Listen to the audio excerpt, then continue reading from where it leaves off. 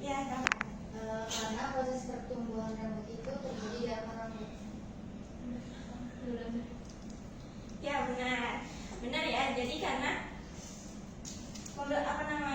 rambut itu kan yang dipotong itu rambutnya, bukan sel-selnya, sedangkan akar dari sisanya itu akan terus bereplikasi dan akan terus memperpanjang si rambut tersebut. Oke, ada yang tahu nggak sih kenapa tubuh kita tuh terus meregenerasi sel gitu, terus memproduksi sel-sel baru? Ada yang tahu? Tahu Bu. Kenapa? Karena menggantikan sel yang rusak atau mati. Iya, betul. Silakan. Pertanyaan dari mana? Betul, ada lagi? Pertumbuhan dan perkembangan. Betul. Menjaga fungsi organ. Ya, betul ya. Karena kalau misalkan tubuh kita tidak meregenerasi sel yang baru, maka akan terjadinya kayak misalkan penyakit gitu. Oke, kita masuk ke pembelajaran sekarang, yaitu mengenai pemelahan sel. Tujuan pembelajaran di sini yaitu peserta didik mampu memahami konsep dasar pemelahan sel. Kemudian yang kedua itu peserta didik dapat membedakan 3 jenis pemelahan sel, baik amitosis, mitosis, dan juga meiosis. Dan yang ketiga itu peserta didik mampu mengidentifikasi dan juga menjelaskan fungsi setiap tahapan amitosis, mitosis, dan juga meiosis. Nah, ada yang tahu nggak apa itu pemelahan sel? Ayo Bu. Ya, silakan. Pembelahan sel itu adalah proses ketika satu sel membelah jadi 2 sel baru. Ya, betul ya. Tapi lebih tepatnya pemelahan sel ini merupakan proses reproduksi ataupun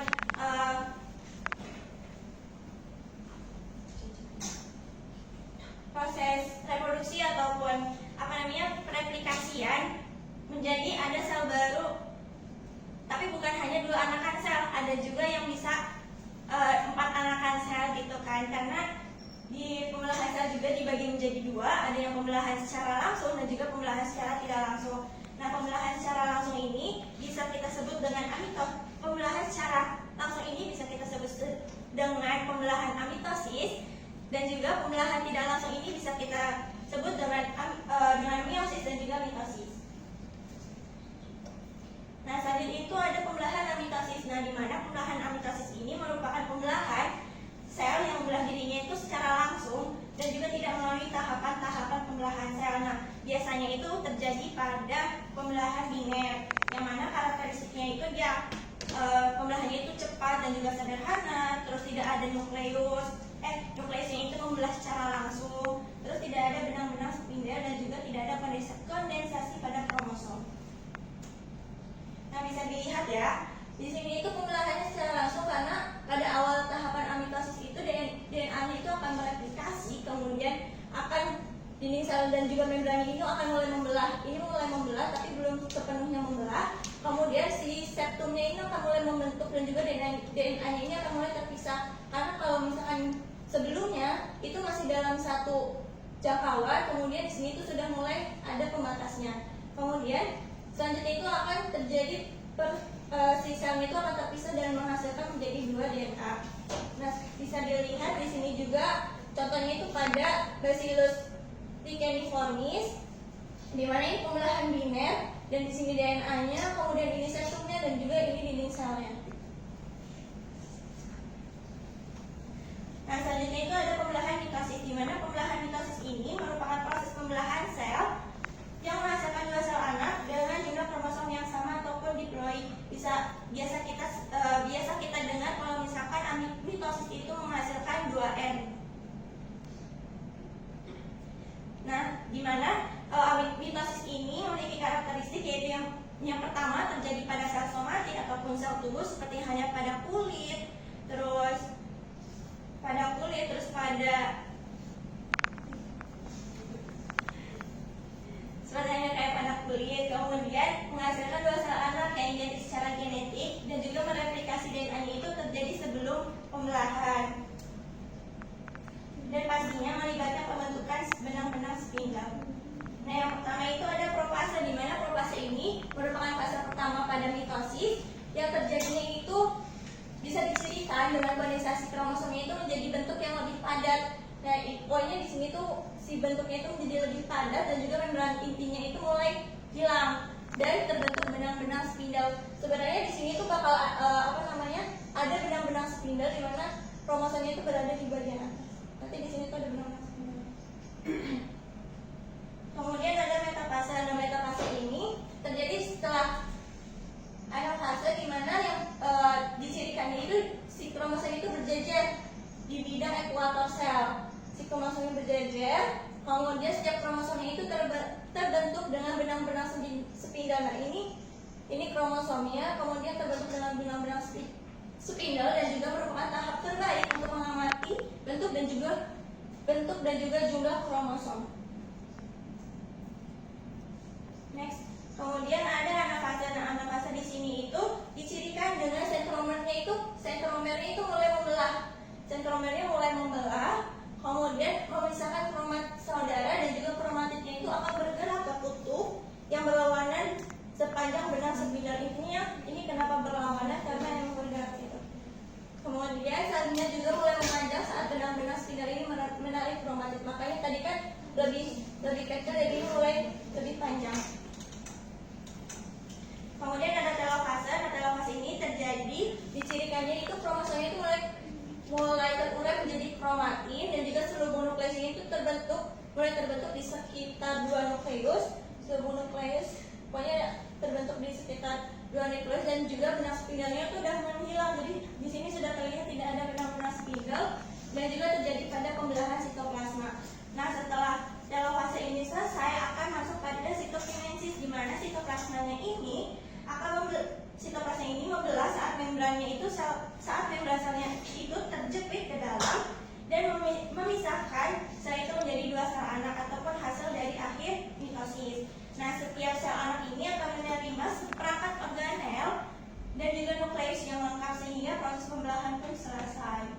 Nah, selanjutnya itu ada meiosis, di mana meiosis ini proses pembelahan sel yang menghasilkan sel gamet dengan jumlah kromosom dan juga setengah dari sel induknya atau biasa kita sebut dengan N atau haploid.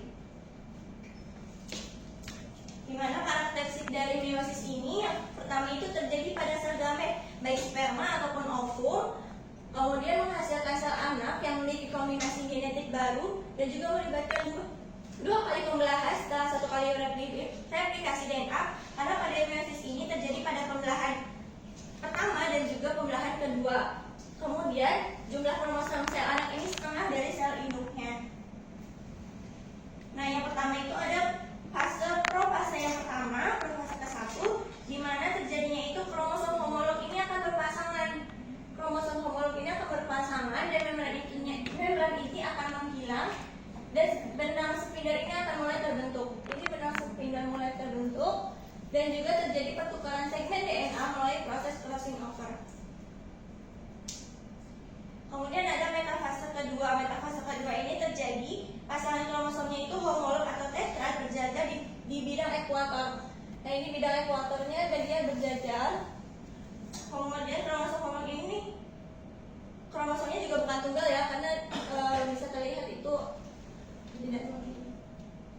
Kemudian ada fase pertama, di mana pertama itu terjadinya itu kromosom homolog ini berpisah dan juga bergerak ke lawan yang berlawanan. Ini yang tadinya menyambung itu jadi berpisah dan bergerak ke yang berlawanan dan juga kromosomnya itu berkurang setengah. Nah, tadinya kan harusnya nyambung ya, ini makanya berkurang setengah. Jadi cuma ada sebagiannya aja dan juga kromatid ini masih tetap berpasangan pada tahap ini. Sebenarnya ini masih berpasangan, cuma hanya setengahnya aja. Kemudian ada telofase pertama. Telofase pertama itu kromosomnya itu mencapai kutub masing-masing. Dia sudah mencapai kutub masing-masing dan juga kadang terbentuk membran inti baru di masing-masing kutubnya. Nah, kadang ada membran inti yang baru ataupun enggak bisa dilihat dan juga terjadi sitokinesis menghasilkan 2 sel anak. Nah, kemudian di sini juga ada fase interkinesis, di mana karakteristiknya itu terjadi pada saat periode singkat antara meiosis dan juga meiosis 1 dan juga meiosis 2 dan tidak terjadi replikasi DNA. Pokoknya di sini tidak terjadi replikasi DNA.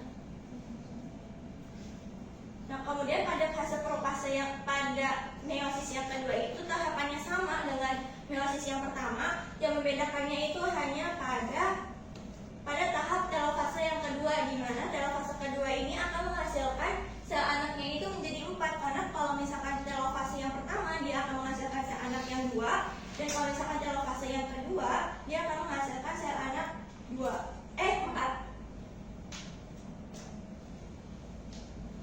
Oke, mungkin materi mengenai pembelahan sel itu cukup sampai di sini. Apakah dari teman-teman ada yang ingin tanyakan?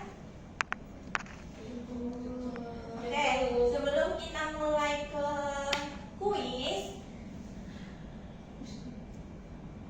ada yang mau menjawab ini? Waduh. Syarat dan letakkan pertanyaan pernyataan kotak benar atau salah. Bersama.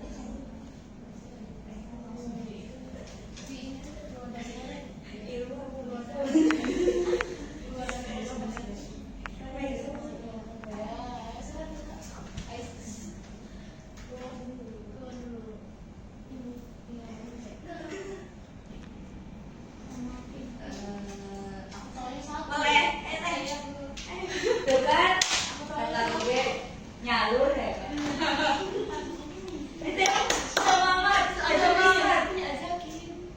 Semangat. Ayo, enggak itu yang penting aja. Ibu tadi baru tahu 1. Gak apa-apa. Saya mah yang mana? Yang mutasis. Yang pasnya. Satu lagi semuanya.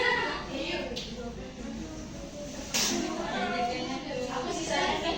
Aku ada dari ini. Enggak ada sama.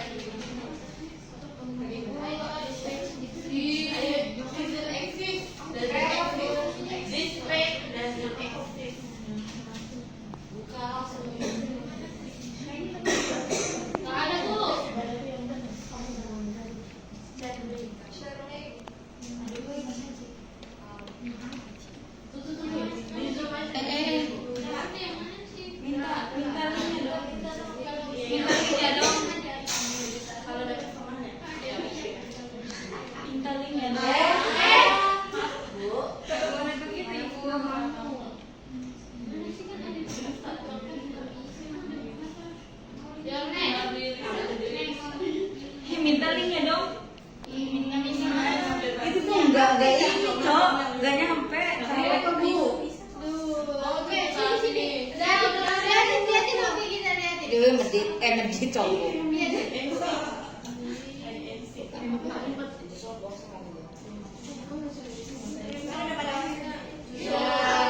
Belum, ibu.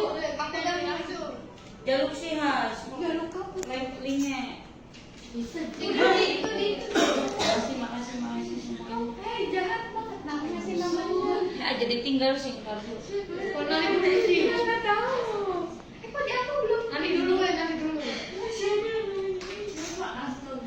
siapa yang namanya? Hah?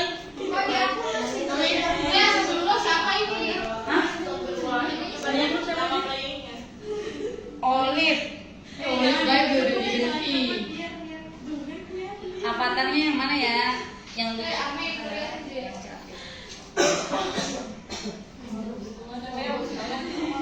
Oh ini tuh kuis. Ayo kak. Kak lagi. Ayo bu. Belum.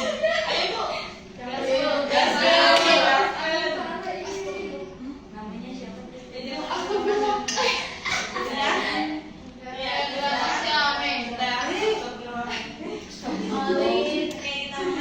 Astagfirullah.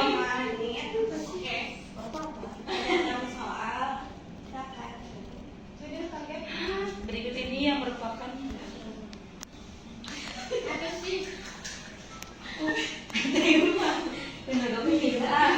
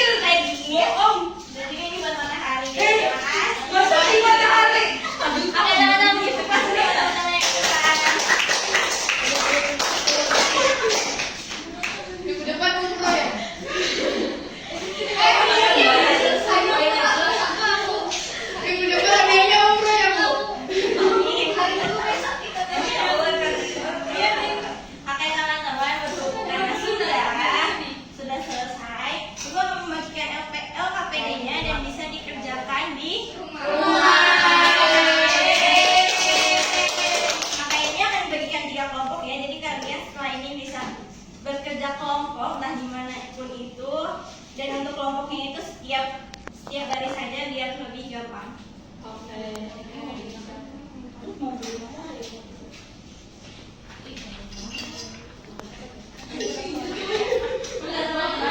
Untuk pengerjaannya itu, kelompok pertama akan fokus pada amitosis, kemudian kelompok kedua akan berfokus pada mitosis, dan juga kelompok ketiga akan berfokus pada meiosis.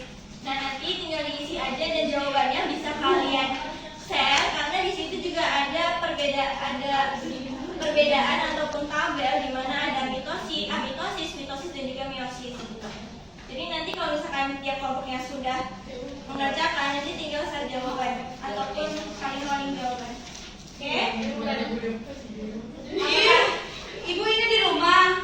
Iya. Ibu udah jalan, Bu. Mau dikerjain sekarang? Enggak, Ibu nggak tadi paham. Ngobrol aja, Bu. Enggak.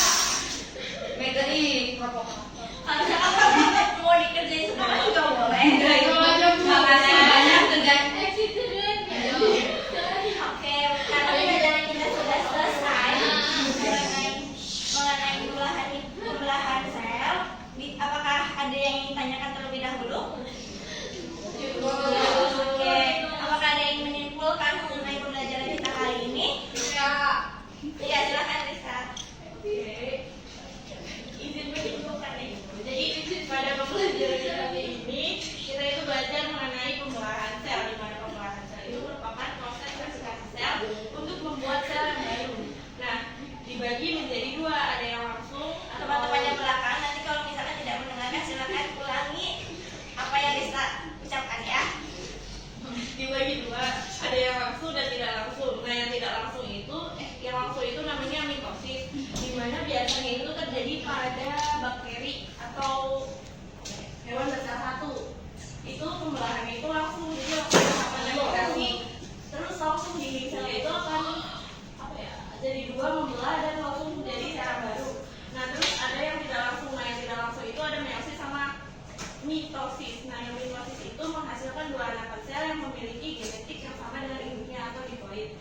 Nah, itu tuh contohnya pada sel somatik kayak di kulit. Terus prosesnya itu, fasenya itu ada 4, yaitu ada profase, metafase, anafase, sama telofase.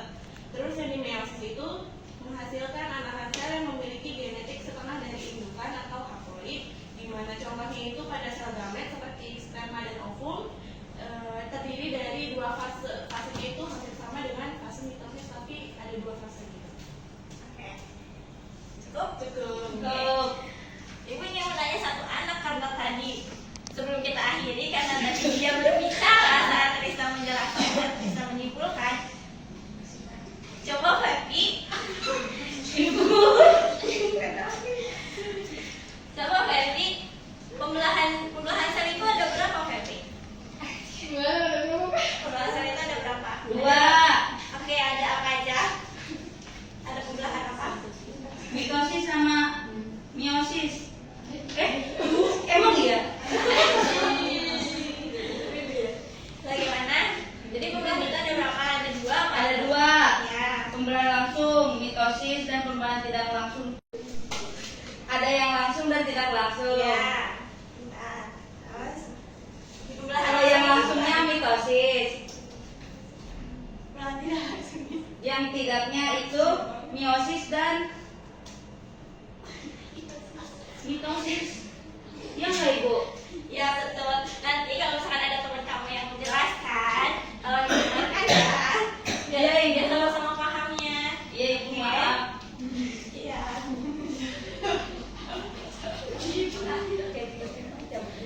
Oke, mungkin pembahasan kita cukup sekian, dan pertemuan selanjutnya itu akan menjelaskan mengenai regulasi sel.